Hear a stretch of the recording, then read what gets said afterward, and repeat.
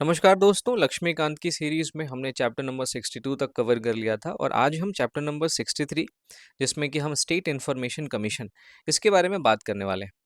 तो दोस्तों ये जो कमीशन है ये बिल्कुल सेंट्रल इंफॉर्मेशन कमीशन की तरह ही है जिसे हम शॉर्ट में CIS कहते हैं। तो अगर आपने मेरी CIS वाली वीडियो नहीं देखी है यानी सेंट्रल इंफॉर्मेशन कमीशन पे CIC माफ़ कीजिएगा, तो अगर आपने मेरी जो सेंट्रल इंफॉर्मेशन कमीशन वाली वीडियो नहीं देखी है तो आप पहले उसको ज़रूर देखें। उसको देखने के बाद ये जो सेशन है, ये जो चैप्टर है, वो आपको 20% मेहनत में आराम से कवर हो जाता है क्योंकि पावर्स और फंक्शंस दोनों के ऑलमोस्ट सेम है।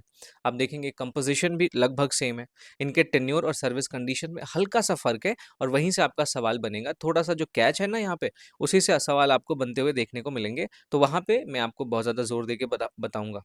तो हमेशा की तरह इस पूरे चैप्टर को हम छोटे छोटे सब हेडिंग्स के थ्रू समझेंगे। जैसे हम सबसे पहले स्टेट इन्फॉर्मेशन कमीशन के बारे में कुछ बातें जानेंगे, फिर हम स्टेट इन्फॉर्मेशन कमीशन के कंपोजिशन के बारे में बात करेंगे, है ना। उसके बाद फिर हम इसके टेन्योर और सर्विस कंडीशंस के बारे में बात करेंगे हम कि इसके पावर्स और फंक्शंस क्या क्या हैं।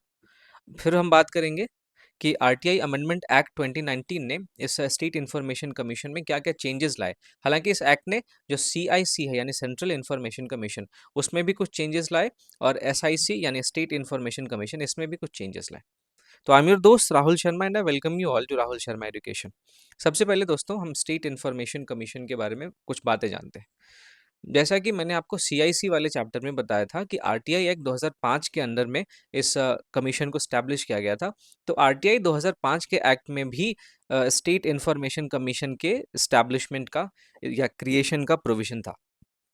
अब जो स्टेट इन्फॉर्मेशन कमीशन है वो CIS की तरह ही काम करेगा, लेकिन इसका जो रेंज है, इसका जो डोमेन है, वो एक स्टेट गवर्नमेंट जो भी है उसके अंदर में होगा। यानी जो स्टेट की बाउंड्री है उसके अंदर में जो भी किसी भी तरीके के अगर स्टेट गवर्नमेंट के ऑफिसेज हैं, अगर स्टेट गवर्नमेंट का कोई फाइनेंशियल इंस्टीट्यूशन है या स्टेट गवर्नमेंट का कोई PSU है, तो इन सबसे रिलेटेड जो भी कंप्लेंट्स होंगे या अपील्स होंगे, उनको एंटरटेन करने का काम ये स्टेट इन्फॉर्मेशन कमीशन करता है।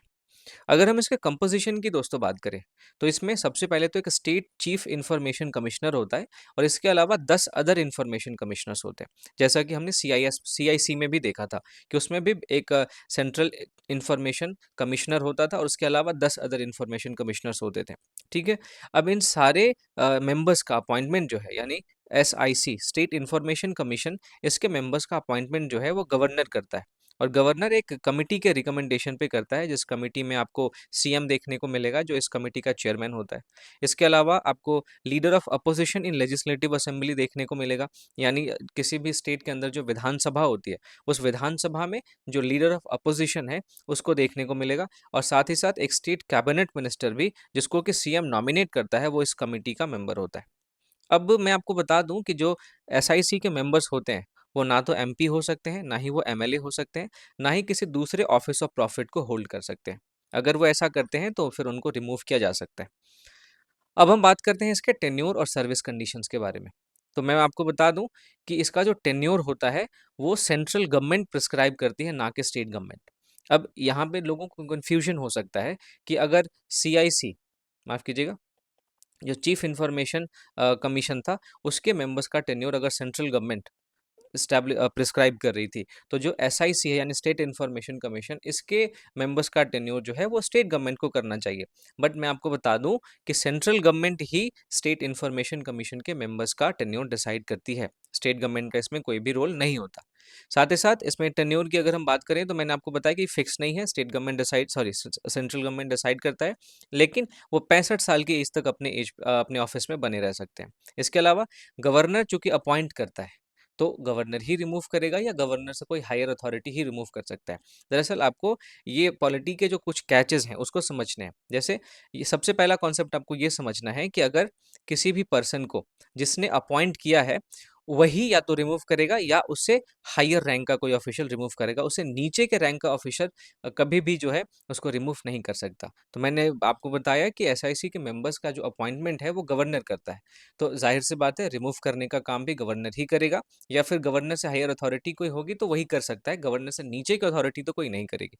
तो गवर्नर जो है वो कुछ सर्कमस्टांसेस हैं जिनमें ये SIC के मेंबर्स को रिमूव कर सकता है। अब ये सर्कमस्टांसेस क्या है? ये सर्कमस्टांसेस सेम वही हैं जो पिछले 5-7 चैप्टर से मैं आपके साथ डिस्कस करते आया हूँ कि कोई अगर इंसॉल्वेंट डिक्लेयर कर दिया गया है, कोई अगर कंपीटेंट कोर्ट के द्वारा अनसाउंड माइंड का डिक्लेयर कर दिया गया है, कोई अपने ऑफिशियल ऑफिस पोस्ट का मिसयूज करता है, तो इन सब सर्कमस्टांसेस में गवर्नर चाहे तो एसआईसी के मेंबर्स को रिमूव कर सकता है।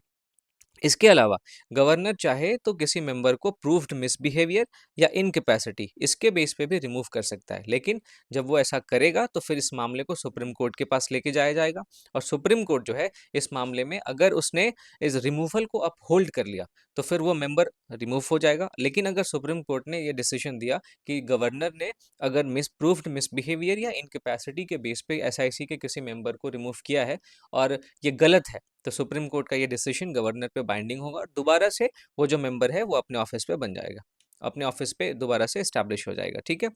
इसके अलावा आपको ये ध्यान में रखना है दोस्तों कि जो भी सैलरीज एंड सर्विस कंडीशंस होते हैं एसआईसी के मेंबर्स के, वो भी सेंट्रल गवर्नमेंट जो है वो प्रेस्क्राइब करती है, इसमें स्टेट गवर्नमेंट का कोई भी से नहीं होता। तो जो ऐसा सीआईसी में हमने देखा था कि सीआईसी में सब कुछ सेंट्रल गवर्नमेंट डिसाइड करती थी, तो एसआईसी में लॉजिकली किसको करना चाहिए? स्टेट गवर्नमेंट को। लेकिन हमने क्या देखा कि टेन्योर हो या फिर आप देखेंगे सैलरीज हो, इन सब में डिटरमिन कौन करता है? इन दोनों केसेस में हम देखते हैं कि सेंट्रल गवर्नमेंट डिटरमिन करती है, इसमें स्टेट गवर्नमेंट का कोई भी रोल नहीं होता। ओके, आगे बढ़ते हैं दोस्तों, इसके पावर्स और फंक्शंस की बात करते हैं। तो पावर्स और फंक्शंस इसके बिल्कुल सेम है जैसा कि मैंने आपको सेंट्रल इंफॉर्मेशन कमीशन वाले चैप्टर में बताया था। बस यहाँ पे थोड़ा सा फर्क ये पड़ता है कि इसका जो रेंज है, वो इसका जो जुरिस्डिक्शन है, वो केवल और केवल किसी स्टेट के अंदर लिमिटेड हो जाता है, स्टेट की बाउंड्री के अंदर लिमिटेड हो जाता है। ठीक है, यानी ये किसी भी स्टेट गवर्नमेंट के ऑफिस या किसी भी स्टेट गवर्नमेंट के फाइनेंशियल इंस्टीट्यूशन या किसी भी स्टेट गवर्नमेंट के पीएसयू के खिलाफ अपील को ये सुनता है और उसके खिलाफ जो भी है डिसीजन लेता है। तो अगर आपने सीआईसी वाली मेरी वीडियो नहीं देखी है तो इसलिए मैं आपसे बार बार कह रहा हूँ, आप पहले उस वीडियो को देखें, उसमें आप सेंट्रल इंफॉर्मेशन कमीशन के फंक्शंस को समझें, उसके पावर्स को समझें, तो उस तरीके से आप समझ पाएंगे कि जो स्टेट इंफॉर्मेशन कमीशन है वो किस तरीके से फंक्शन करता है। अब यहाँ पे एक चीज़ जो हमें देखने को मिलेगी एक्स्ट्रा, वो है कि आरटीआई अमेंडमेंट एक्ट 2019। अब आपको इस चैप्टर में ये इसका चर्चा इसलिए है क्योंकि सीआईसी और एसआईसी दोनों में इस अमेंडमेंट ने चेंज किया। तो अब हमने क्या किया, सेंट्रल इंफॉर्मेशन कमीशन को भी कवर कर लिया, स्टेट इंफॉर्मेशन कमीशन को भी कवर कर लिया। तो अब हम समझ पाएंगे कि इस अमेंडमेंट ने क्या क्या चेंजेस दोनों में लाए। एक एक करके समझते हैं। सबसे पहले इस अमेंडमेंट ने ये प्रोवाइड किया कि जो सेंट्रल गवर्नमेंट है वो किसी भी सीआईसी या एसआईसी के मेंबर्स का जो टर्म है उसको प्रिस्क्राइब करेगी। पहले ये फिक्स था 5 साल के लिए। ठीक है। इसके अलावा इसने ये प्रोवाइड किया कि जो सैलरी और अलाउंस होते हैं मेंबर्स ऑफ सीआईसी या एसआईसी, इन दोनों को डिटरमिन करने का काम सेंट्रल गवर्नमेंट करता है। पहले क्या होता था कि सीआईसी के मेंबर्स की सैलरीज जो होती थी वो इलेक्शन कमिश्नर के इक्विवेलेंट होती थी और जो एसआईसी के मेंबर्स की सैलरीज होती थी वो चीफ सेक्रेटरी के इक्विवेलेंट होती थी, जो कि स्टेट गवर्नमेंट का होता था। तो इसको चेंज करके 2019 के अमेंडमेंट ने ये प्रोविजन दिया कि जो सीआईसी है और एसआईसी, इन दोनों के मेंबर्स का सैलरीज और अलाउंसेस ये सेंट्रल गवर्नमेंट डिसाइड करेगी। ठीक है। तो इस तरीके से इस सेशन में हमने स्टेट इंफॉर्मेशन कमीशन के बारे में जो भी ज़रूरी बातें थी मैंने आपके साथ डिस्कस की और मैं उम्मीद करता हूँ कि इससे आपको काफ़ी फ़ायदा भी हुआ होगा। इसके पीडीएफ के लिए दोस्तों आप मेरे टेलीग्राम चैनल को ज्वाइन करना ना भूलें। इसका लिंक आपको डिस्क्रिप्शन में मिल जाएगा। साथ ही साथ अगर आपको वीडियो पसंद आई हो तो जाने से पहले लाइक ज़रूर करें। चैनल को सब्सक्राइब नहीं किया है तो सब्सक्राइब ज़रूर करें और अब ज़्यादा से ज़्यादा अपने दोस्तों में शेयर करें। मिलता हूँ आपसे अगली वीडियो में, तब तक के लिए थैंक यू फॉर वॉचिंग।